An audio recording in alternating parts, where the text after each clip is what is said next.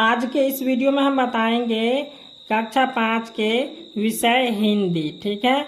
और ये अर्धवार्षिक परीक्षा का प्रश्न पत्र है और ये ओरिजिनल प्रश्न पत्र है जो आपके परीक्षा में आएंगे और ये सभी जिलों के लिए प्रश्न लागू है। तो आप लोग अच्छे से देखिए और याद करके जाइए। और वीडियो पसंद आए तो वीडियो को लाइक कीजिए और चैनल को सब्सक्राइब कर दीजिए ताकि जब भी हम कोई भी वीडियो डालें तो आपके पास पहुंचे, ठीक है। तो चलिए अब हम बतलाते हैं कैसे कैसे एग्जाम देना है। तो यहाँ पे देख लीजिए, समय दिया हुआ है 2 घंटे का और पूर्णांक आपको कितना मिलेगा, 50 अंक का पूर्णांक है, ठीक है। तो इसमें से आप जितना बना के आइएगा वो यहाँ पे लिखा है प्राप्त अंक में।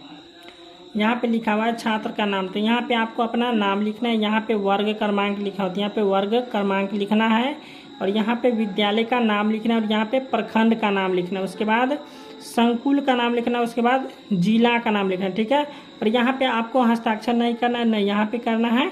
यहाँ पे शिक्षक हस्ताक्षर करेंगे और यहाँ पे मूल्यांकनकर्ता हस्ताक्षर करेंगे। तो यहाँ पे निर्देश पढ़ लीजिए। निर्देश में दिया हुआ है कि इस प्रश्न पत्र में कुल 5 प्रश्न है, प्रत्येक प्रश्न का उत्तर देना अनिवार्य है। तो चलिए अब हम प्रश्न की ओर बढ़ते हैं। तो यहाँ पे प्रश्न संख्या 1 में दिया हुआ है रिक्त स्थानों की पूर्ति सही शब्द चुनकर कीजिए। तो 1 का क में दिया हुआ है कि नाटक का निर्देश अपनी आंखों पर, तो यहाँ पे चश्मा लगाया हुआ था, लिख देंगे यहाँ पे चश्मा। उसके बाद ख में दिया हुआ है खरक सिंह और करक सिंह में जो है सो दुश्मनी थी। तो कैसी दुश्मनी थी, पुश्तैनी। तो यहाँ पे लिख देंगे पुश्तैनी, पुश्तैनी, ये हो गया। अब यहाँ पे ग में है कि यह मेरे जीवन भर, यहाँ पे कमाई लिखा हुआ, तो यह मेरे जीवन भर की कमाई है। उसके बाद घ में है कि पौधा लगा रहा था, तो पौधा लगा रहा था, रही थी नहीं रहा था, तो यहाँ पे माली हो जाएगा, माली। अब यहाँ पे अंग में ननकु शब्द, तो ननकु किसी भी नाम को क्या कहेंगे, संज्ञा कहेंगे, तो यहाँ पे आ जाएगा संज्ञा, ये हो गया संज्ञा। अब हम प्रश्न संख्या 2 की ओर बढ़ेंगे।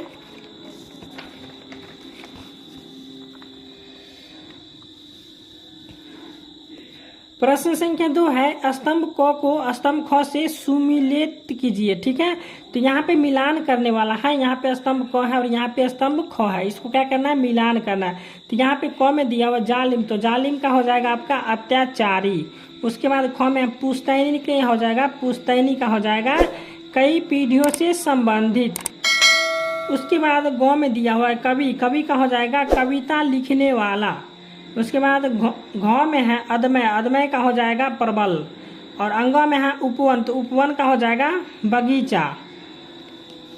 अब प्रश्न संख्या 3 बतलाएंगे। 3 में है कि पाठ के आधार पर सही कथन पर सही और गलत कथन पर गलत का निशान लगाइए। तो यहाँ पे 3 का क में दिया मदन को राजा ने सोने के चांदी से मालामाल कर दिया। तो आप लोग पढ़े होंगे इसको अच्छे से, तो यहाँ पे आप टिक लगा लीजिएगा, ठीक है। इसको हम छोड़ दिए हैं आपके लिए, नहीं तो आंसर कमेंट कर दीजिएगा। उसके बाद ख में दिया हुआ है बंदर सोनम के लिए पपीता लाया था, तो यहाँ पे सही हो जाएगा, ठीक है। और ग में दिया हुआ है चतुर चित्रकार कागज और कलम लेकर भागा, तो यहाँ पे गलत हो जाएगा।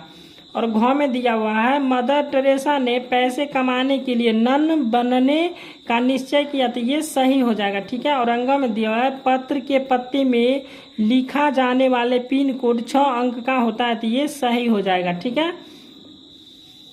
अब हम प्रश्न संख्या 4 की ओर बढ़ेंगे। तो प्रश्न संख्या 4 है नीचे दिए गए प्रश्नों में से किन्हीं 2 का उत्तर लगभग 20 से 25 शब्दों में दीजिए।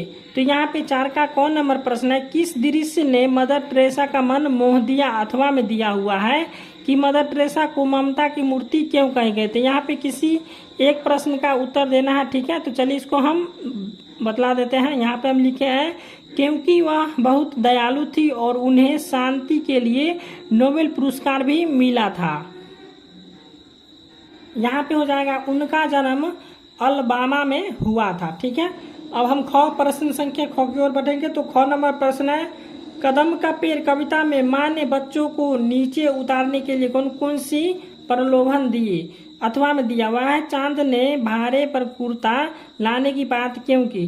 तो यहाँ पे हम लिखे हैं इस प्रश्न का उत्तर दिए हैं कि क्योंकि उसे सर्दी लगती थी और वह ठिठुरते हुए अपनी यात्रा पूरा करता था और चांद की माँ को यह समझ नहीं आता था कि चांद को किस नाप का कुर्ता, यहाँ पे कुर्ता हो जाएगा, सिलवाना चाहिए, क्योंकि चांद का आकार घटता बढ़ता रहता है। ठीक है, तो ये हो गया प्रश्न संख्या ख का उत्तर।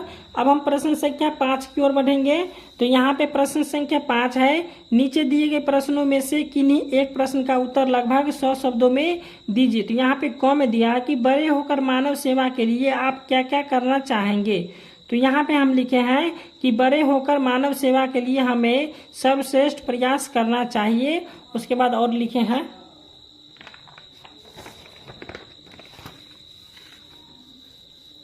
उसके बाद हमें सदैव अपने मन में यहाँ पे परोप हो जाएगा, परोपकार की भावना रखनी चाहिए और मन में दया की भाव रहना चाहिए। उसके बाद है मानव सेवा ही सबसे बड़ा धर्म है। तो ये हो गया प्रश्न संख्या क का उत्तर।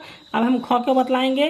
तो यहाँ पे ख नंबर प्रश्न है, मूसलाधार बारिश होने पर क्या क्या परेशानी हो सकती है। तो यहाँ पे हम लिख लें, भारी या मूसलाधार बारिश के आम परिणाम अचानक बाढ़ और भूस्खलन है, जो घरों को नष्ट कर देता है और पूरे पड़ोस को जलमग्न कर देता है। इससे भी ज्यादा चिंताजनक बात यह है कि इन घटनाओं का प्रचलन बढ़ रहा है, जिससे कोई वैज्ञानिक जलवायु परिवर्तन से जोड़ते हैं। ठीक है, तो ये हो गया प्रश्न संख्या 5 का उत्तर। अब ये क्वेश्चन समाप्त हो गया है।